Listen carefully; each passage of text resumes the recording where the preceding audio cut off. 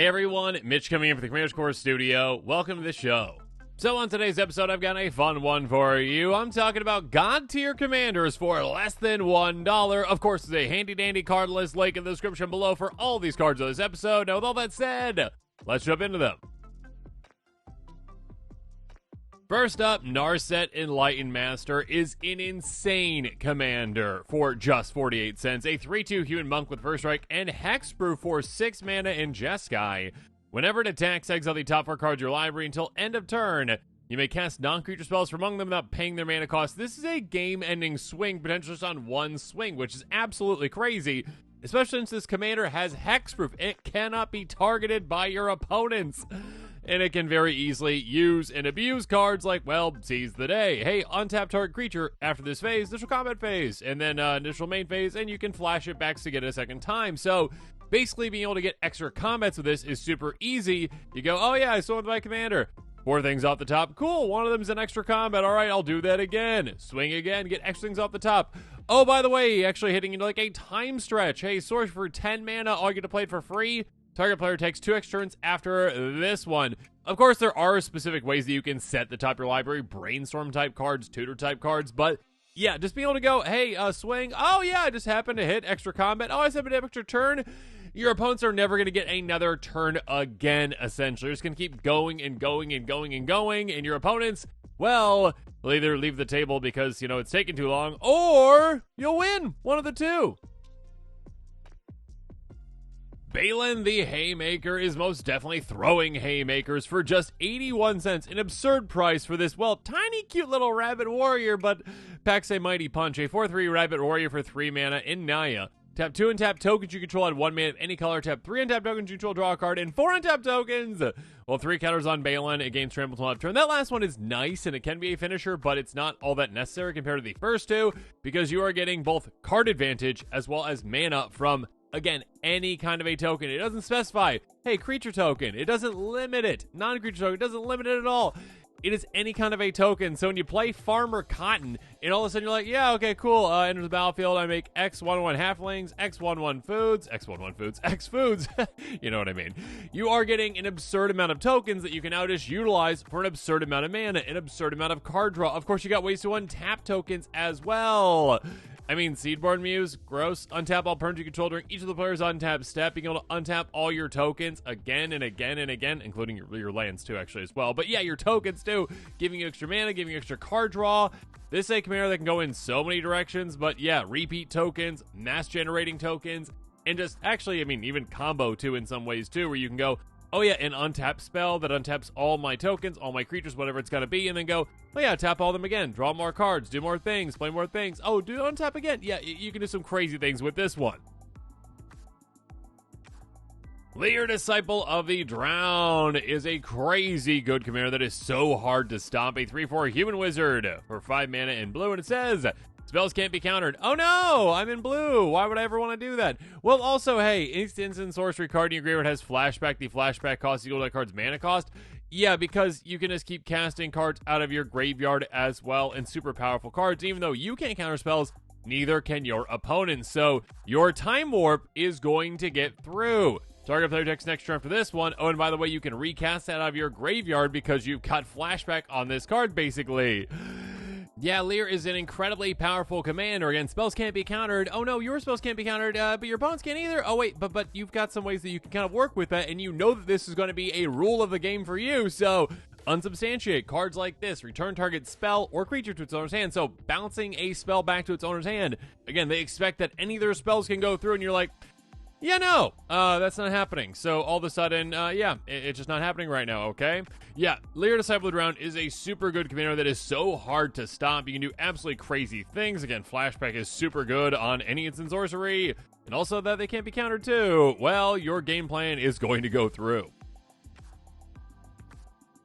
Elsha of the Infinite. I mean, it's in the name, right? Infinite. This is a crazy powerful commander with infinite possibilities of power. A 3/3 Jin Monk for 5 mana in Jeskai. Prowess, that's nice. If you look at top card of your library anytime, casting non-creature spells to the top of your library. If you cast a spell this way, well, you may cast those that flash. So basically, this commander is like Vidalcan Orrery meets like Future Sight, essentially, basically for non-creature spells, which is insanely good. Being able to just play off the top of your library again at flash speed out of nowhere. And yeah, the prowess is nice. You know, this can become a really heavy hitter, even a one-shot KO, actually, in some ways too. But yeah, what really matters is you can very easily combo with this. You can very easily get an infinite storm count. I mean, cards like Sensei's Divining Top, cards like it, the only one like it. It's a crazy good card. Tap, draw a card, put it on top of its owner's library. You can also pay one, look at the top 3, and reorder them. Cool, good for you. The important thing is literally tap this, put it on top of your library.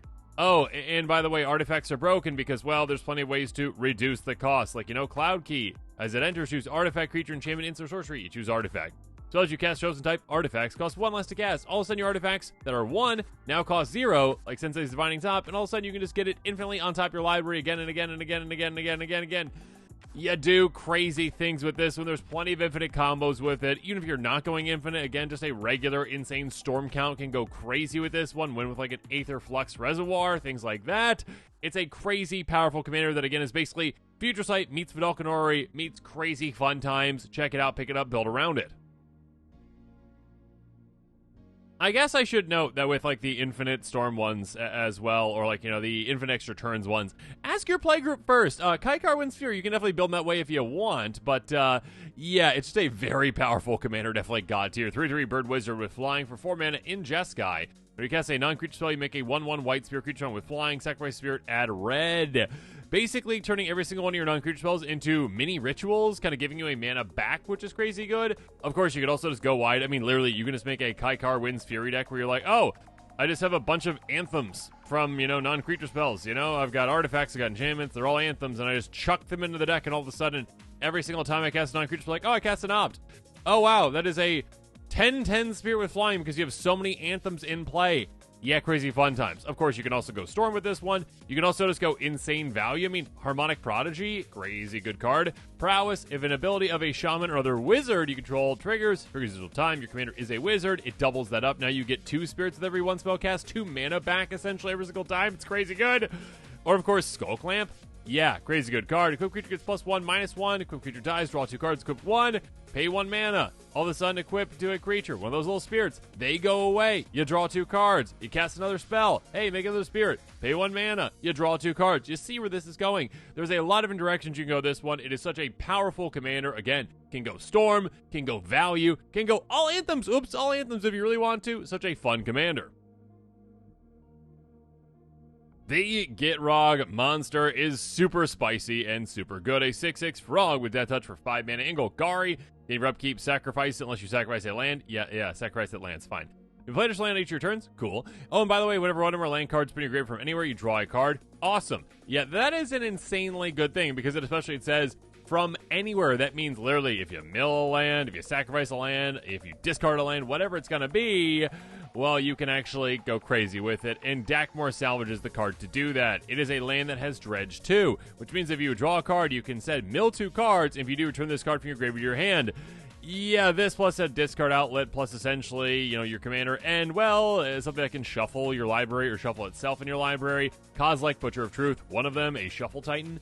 Whenever it's been engraved from anywhere, its owner shovels into the grave from the library. Yeah, or Charlotte shovels the graveyard to their library is what I mean. Anyways, there's a lot of cool things about this card, obviously, and usually it's like, oh, it's a giant 12/12 Eldrazi, and you cast it, you draw 4 cards, got another 4. You're like, oh, I don't care about that. All I care about is it shuffles. And your friends are like, what? Yeah, it shuffles. That's awesome. Cool. Yeah, so basically just keep discarding Dakmor Salvage, and yeah, eventually, you know, milling Kozilek, and then shuffling your library, do it again. Basically, infinite fun time shenanigans for you. Again, I will say, again, with these combo type commanders, ask your playgroup first if they're okay with them, or those are your LGS, because you don't want to just build a deck and then go, oh wait, never mind, you didn't like that. But yeah, most definitely a god tier commander for a lot of reasons, a lot of great tutors, a lot of good ways to get Dakmor into your graveyard, tomb type effects. It's a crazy powerful commander, a crazy powerful effect.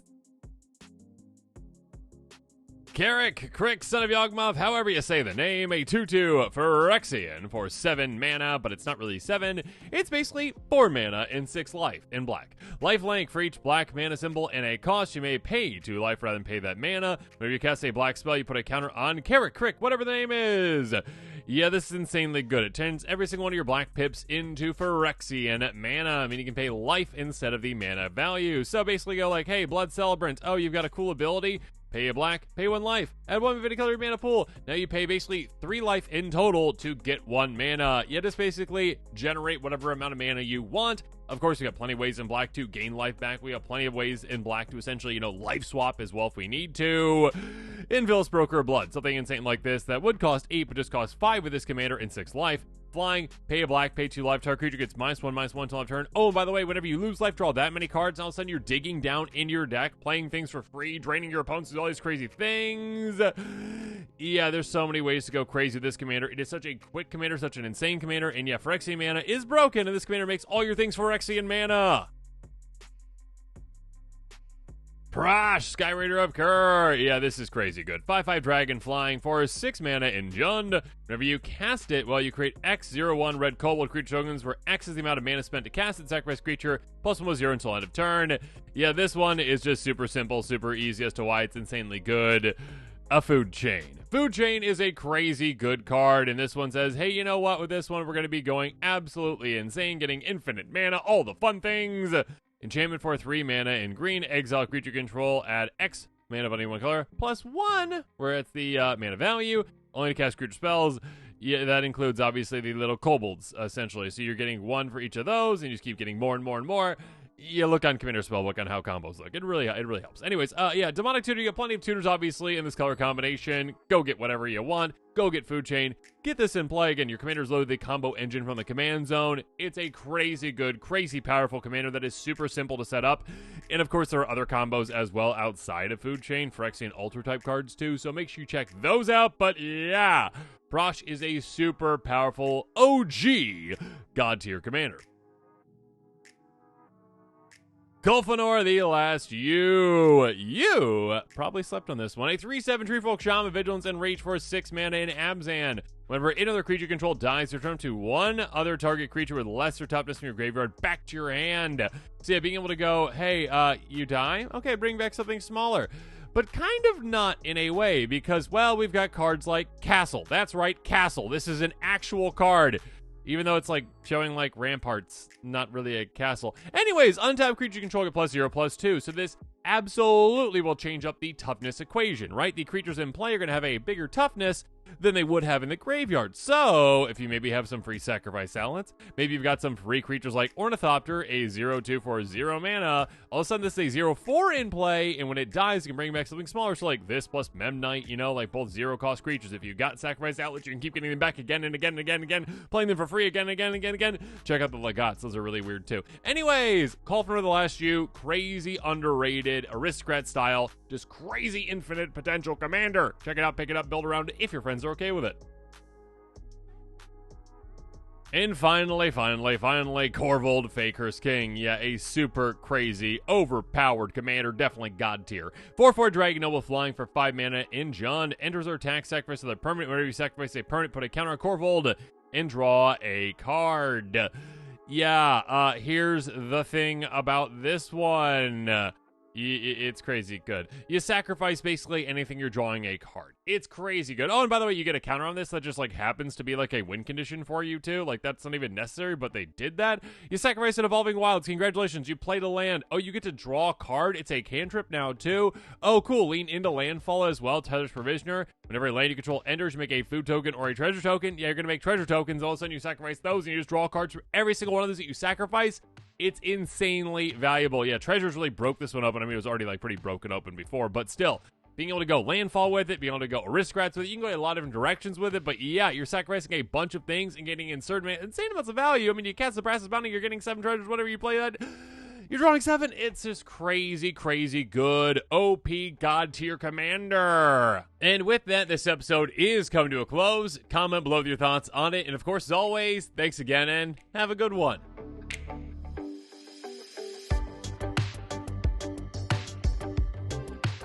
This show and episodes like this one are possible thanks to viewers like you. If you're looking for an easy way to help support this show, make sure that you like, share, and subscribe. Also, hit that bell notification icon so you don't miss any new episodes. You can also go check out our playmats and other merchandise at thecommandersquarters.com. Another easy way to support this show is with our TCG player affiliate links. So whether you're buying a deck or individual cards, you can use this general link right here or one in the description. And the final way that you can support this show is by supporting us directly by becoming a patron. There are many benefits to being a patron, and I truly couldn't do this without all of their support.